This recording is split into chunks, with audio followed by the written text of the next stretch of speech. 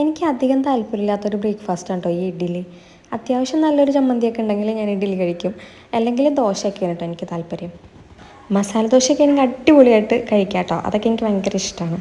അപ്പോൾ ഇന്ന് നമ്മുടെ ഒരു കസിൻ സിസ്റ്റർ ജോലിക്ക് വേണ്ടിയിട്ട് പുറത്തോട്ട് പോവുകയാണ്. അപ്പോൾ നമ്മൾ ഇന്ന് അങ്ങോട്ട് പോവാണ് കേട്ടോ രാവിലെ തന്നെ. അപ്പോൾ അമ്മയും അച്ഛനും ഓൾറെഡി നേരത്തെ പോയായിരുന്നു. അപ്പോൾ ഞങ്ങൾ ബാക്കിൽ വരാമെന്ന് പറഞ്ഞായിരുന്നു കേട്ടോ. നമ്മൾ ഇത്തിരി ലേറ്റായി. അപ്പോൾ അവിടെ ചെന്നപ്പോൾ ലൂയി ആദ്യം ഭയങ്കര കരച്ചിലായിരുന്നു കേട്ടോ. പെട്ടെന്ന് ഇവരെയൊക്കെ കണ്ടപ്പോൾ കുറേ നാൾ കൂടി കാണുന്നതാണ്. അപ്പോൾ കുറേ നേരം കഴിഞ്ഞപ്പോൾ ആൾ സെറ്റായിട്ടോ. നമ്മുടെ ഒരു കസിൻ ബ്രദറിൻ്റെ മോനാണ് കേട്ടോ ഇത്. അപ്പോൾ ഇവനെ കണ്ടപ്പോൾ ആൾ ഓക്കെ, ഇവന് ഭയങ്കര ഇഷ്ടമായിട്ടോ. ആദ്യമൊക്കെ ഒരു മടി ഉണ്ടായിരുന്നെങ്കിലും പിന്നെ ഓക്കെ. പിന്നെ കുറേ നേരം കഴിഞ്ഞപ്പോൾ നമ്മൾ ലൂയിക്ക് ഫുഡൊക്കെ കൊടുത്തു. എല്ലാവരും ഫുഡ് കഴിച്ചു. അവൾ 12 മണിക്ക് ഇറങ്ങും.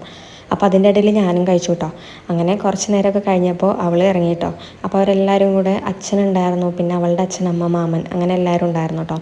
ഓൾറെഡി ഇവർ ഇറങ്ങിയപ്പോൾ ലൂയിക്ക് കരച്ചിലായി കേട്ടോ. ലൂയി പെട്ടെന്ന് കാറിലൊക്കെ പോണ കണ്ടപ്പോൾ അവനെ കൊണ്ടുപോകണില്ലല്ലോ എന്നുള്ളൊരു കരച്ചിലായിരുന്നു കേട്ടോ.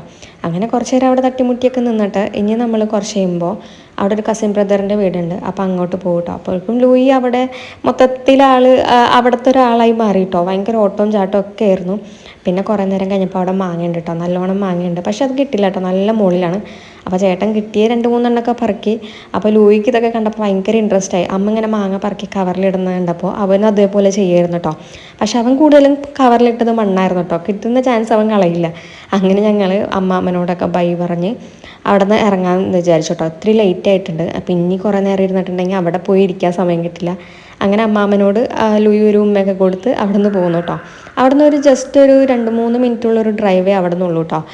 ഇവിടുത്തെ ചേട്ടൻ എന്ന് പറയുന്നത് ഫുള്ളൊരു നമ്മളൊരു കൺട്രോൾ ഫ്രീക്ക് എന്നൊക്കെ പറയുന്ന പോലെ ആൾ ഭയങ്കര ഒരു എന്താ പറയുക ഗാർഡനിങ് അങ്ങനത്തെ ഒരു സംഭവം കേട്ടോ. ഫുള്ള് സെറ്റ് ചെയ്ത് വെച്ചേക്കാണ്. ഇവിടുത്തെ പൂക്കളും ഒക്കെ ഭയങ്കര വെറൈറ്റി ആയിട്ടുള്ള കുറേ സാധനങ്ങളുണ്ട് കേട്ടോ. അപ്പോൾ നമുക്ക് ഇവിടെ വരാൻ ഭയങ്കര ഒരു ഇൻട്രസ്റ്റ് ആയിരുന്നു. ഞാനിവിടെ പണ്ട് വന്നിട്ടുണ്ടെങ്കിൽ ഇങ്ങനെ വീഡിയോ ഒക്കെ എടുത്തിടുമായിരുന്നു കേട്ടോ പൂവിൻ്റെയൊക്കെ. അപ്പോൾ എന്നോട് എല്ലാവരും ചോദിക്കുമായിരുന്നു ഇതെവിടെയാണെന്നൊക്കെ കേട്ടോ. അത്രയും പൂക്കളും ഒക്കെ അടിപൊളിയായിട്ട് സെറ്റ് ചെയ്ത് വെച്ചിട്ടുണ്ട് കേട്ടോ. നമുക്ക് കാണുമ്പോൾ തന്നെ നല്ലൊരു രസമാണ് ഇവിടെ.